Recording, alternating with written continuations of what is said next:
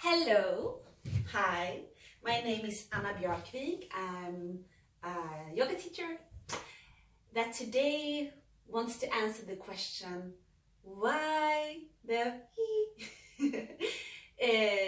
do we have to breathe into our chest when we do Ashtanga yoga or traditional vinyasa yoga?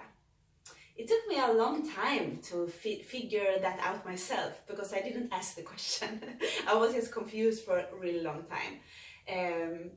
It's possible that you, like me, have done different meditation practices or other styles of yoga before coming into Ashtanga yoga or vinyasa yoga. And then you're most likely used to belly breathing, and it feels so good. I really like that. And it has its benefits, so I still do it in the right occasions.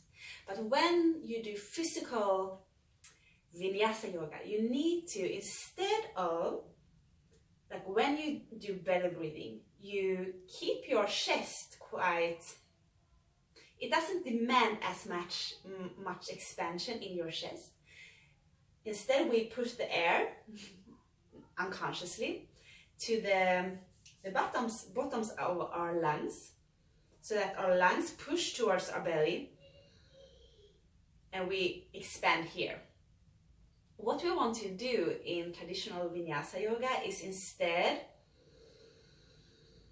to create space where the lungs are located. And that is harder. It's much harder. It's easier to just relax your belly. We usually do not carry much tension in our belly, but most of us have a lot of tension in our chest area. So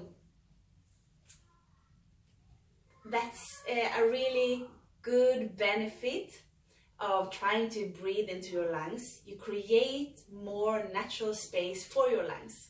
So when you go out to the to the life that happens outside of the yoga mat, you can breathe more easily without having to think about deep breathing. You just have created more space in your chest.